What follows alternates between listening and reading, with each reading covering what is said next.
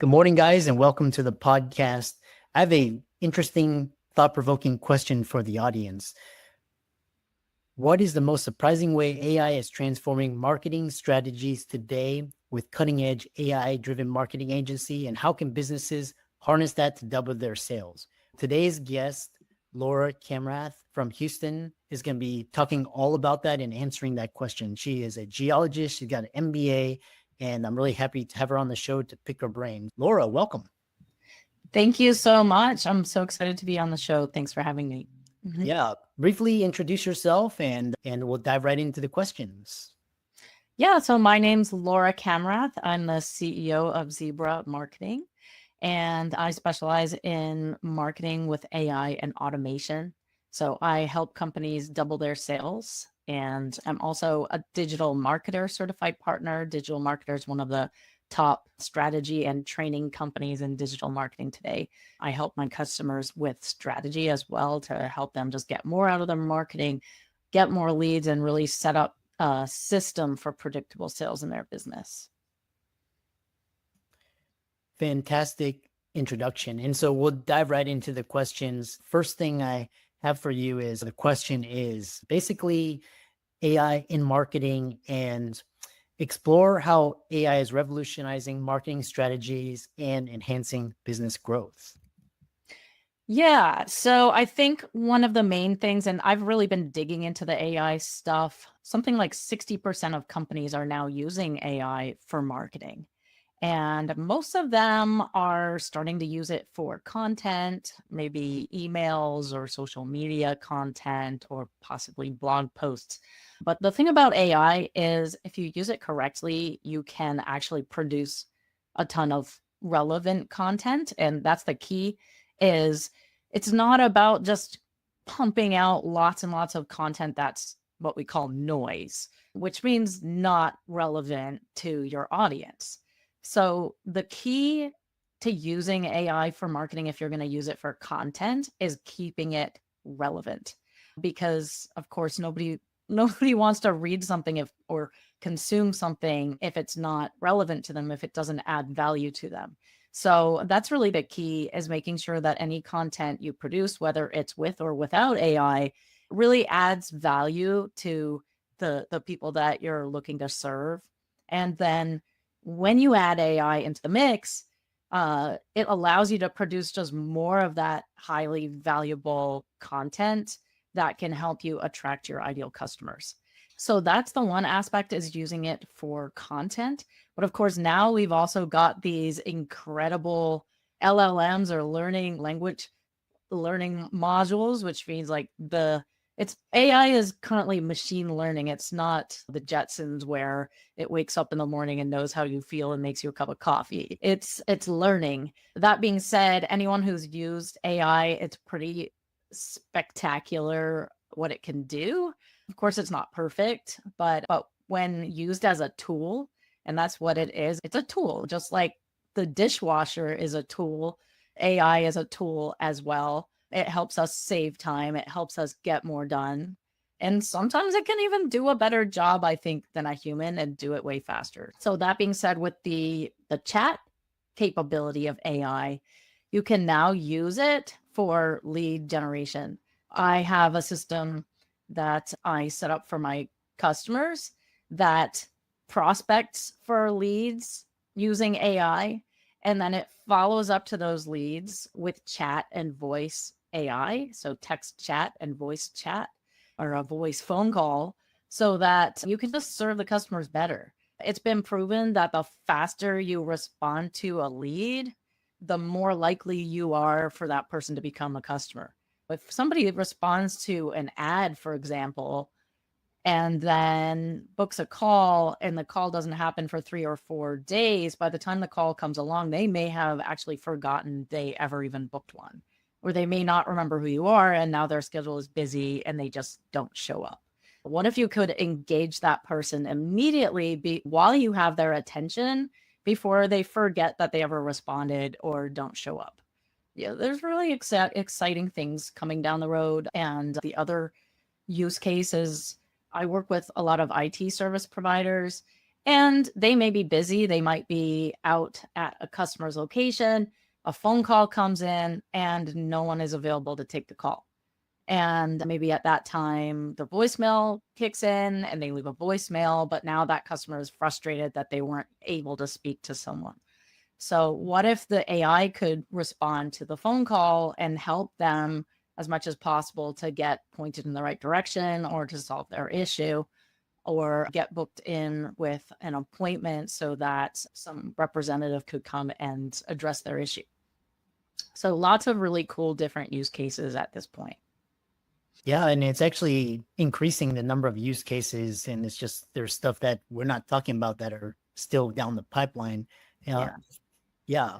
A follow-up question I have for you is you talk about unveiling the secrets behind leveraging AI and automation to achieve predictable, scalable sales growth. So expand upon that. Yeah. So the purpose of marketing is to move people along a customer journey.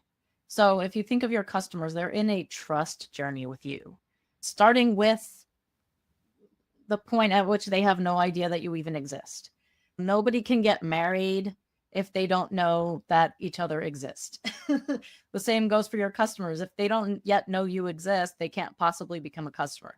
So the first step is awareness, just getting people to become aware of your business and know that you exist. The next step is starting to engage with you, just knowing you, not only knowing you exist, but maybe starting to have an opinion about you. Like, oh, I've seen these guys' stuff. They seem pretty good. The next step is getting them to subscribe to something. So maybe you capture their contact details by giving them something of value. And that gets them into your realm so that you have the opportunity to continue marketing to them. The customers are on a trust journey with you. Just say you went to Starbucks and you saw a pretty girl or a handsome guy and you said, oh, start having a chat. Maybe they're standing in front of you in line and you start having a chat. Now you went from completely unaware of each other to engaging. Then you, at the end of once you get your coffee and you're ready to go, you say to the person you just met, hey, I really enjoyed chatting with you. Would you mind giving me your number? I would love to give you a call sometime. That's like the subscribe stage. So now they say, oh, I enjoyed talking to you too. Sure, I'll give you my phone number. Now you have the opportunity to continue that relationship. And you can give them a call and say, hey, I really enjoyed chatting at Starbucks. Maybe we could actually go sit down and have a coffee together. And the person says, yeah, that would be nice. You didn't say, hey, would you like to get married and have 8 kids? You said, would you like to go to coffee? That's a small offer. Something low risk. If he or she doesn't really like you or you don't get along or it doesn't go well, they can just get up and walk out. It's just coffee. Oh, hey, sorry, my mom asked me to come by and I need to leave. Whatever. It's easy to get out of. It's not like a big commitment. What I see happen a lot of times is that my customers are trying to start with their core offer and they don't have any smaller offers down the road, like starting to start people out with that can help them get their foot in the door. Part of the predictable sales journey, like the predictable sales system, is not only getting more leads, because what I see a lot is companies are just so focused on getting more leads. Like they're just like, I just need more leads. I like to equate this to green tomatoes in a field. Lots of people, you see this field full of green tomatoes and they're not ripe, they're not red yet. And what we tend to do as business owners is we say, I guess they're just not any good, pull them all out and throw them away. We just need more green tomatoes. And the truth is that those tomatoes, they can ripen up. You give them a little sun, a little fertilizer, a little water, and soon enough, those tomatoes are red and ripe and ready to eat. A lot of us forget to nurture our customers. Not every lead is going to become a customer on the first interaction. So having that system in place where the leads that you do generate always get followed up with. According to Forbes, 70% of internet leads never get followed up with. Can you imagine that? Imagine you're spending like, I don't know, a couple $1,000s a month on ad spend and 70% of it is just wasted. Certainly don't want that happening. The system that I mentioned where you can generate leads online and then immediately follow up with them with AI chat or voice conversational AI, we call that speed to lead. They're immediately getting followed up with while you have their attention before they can get distracted or forget they ever responded to you, and get them booked into an appointment or make a small sale, whatever it is that's appropriate for your business, and really get those leads moving without having to hire extra employees. If you think about it, say even at minimum wage, say you hired someone at $15 an hour as an annual employee, and plus whatever benefits you have to pay for, that can add up. It becomes expensive. And human beings, we're fallible. We have needs for vacation days. We have family needs. If a family member dies, we need to take time off, of course. And so we just have a lot of needs. Like we have to take potty breaks. We need mental health days sometimes. Your AI never needs a mental health day. Your AI's grandmother never dies. That AI is always there. It's always representing your business to its best possible ability in the best possible light. It never has a bad day. It never says the wrong thing or has attitude. In fact, we've seen AI conversations where the AI is actually so good at reasoning with people, which ChatGPT 4.0 now has reasoning capabilities. It now has reasoning capabilities where it could say, hey, you gave this answer, but based on your previous answer, don't you think that this makes sense instead? For example, we had somebody who said their average sale or annual lifetime value of a customer is like $40,000, but then they were afraid to spend $97 or $197 a month on getting leads. And the AI said, based on what you said about the annual value of a customer, wouldn't it make sense to spend this a little bit more so that you can get another one of those high ticket, high value customers? So it's actually pretty incredible. These are amazing times to be in business. Your competitors are getting on board with AI. So it's time to pay attention. It's time to spend some effort looking into what would be the best use case of AI for your business right now and how you can leverage this to get an edge. Really well said. And so I know we have the next guest doesn't show up, but one thing I talk about is you think that a lot of people are saying that AI is a lot of people are like the AI is getting so good. Like there was a recent that said that most middle manager and executives believe that AI is going to get so good that it's going to replace just everybody. So what are your thoughts? Yeah, sorry, we got a little background noise. That AI is going to replace humans. Yeah, I would say that AI is going to free humans up to do higher level tasks. When we got the dishwasher, I mentioned the dishwasher before. I like to use the dishwasher example because when we got the dishwasher, yeah, it freed us up from having to stand in the kitchen for hours scrubbing dishes. Did it replace a human in that role? Yes. But that doesn't mean that suddenly people are without a job. Like now, sorry about that. Somebody still has to come in there and load the dishwasher. But then they can also do other things like stocking the pantry or making soup or whatever it is you're doing in the kitchen. Instead of it being all about standing there for hours scrubbing dishes, now you're free to do other things. So this is very similar to AI.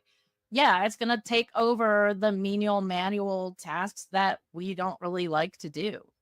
And some of that is research or just sitting there thinking about things. I took a program that normally takes 3 months. It's a CMO program. Basically, where I would come into a business and for 90 days, we go through and work on particular milestones for the business in terms of marketing. I took that program and boiled it down into a system of prompts where now you can do it in an afternoon with AI. So is it perfect? Maybe not perfect, but it's pretty darn good.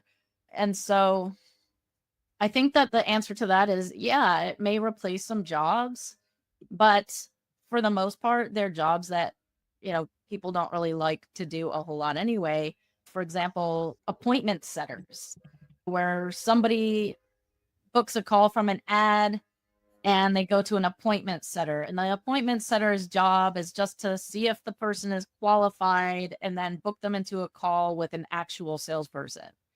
Yeah, AI can replace that job. Is it a job that like everybody loves to do? Probably not. Is it a job that requires a really high level of skill? Probably not. Could that person who might take that job do something better? Probably.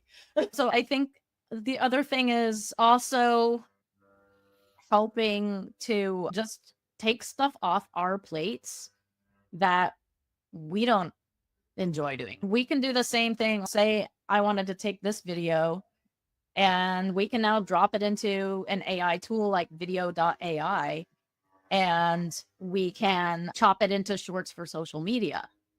And the AI just does it. It finds the appropriate snippets and it chops them out and lets you set it up into a square for Facebook or Instagram or a real shape and save it out. And then you can schedule it. Really easy. That type of thing would have been very time consuming and very expensive to do previously because somebody would have to sit there and watch the video. They'd have to make the decisions about which parts to cut out for social media. And then they'd have to format it and all of that stuff manually. Now AI can do it in a couple minutes.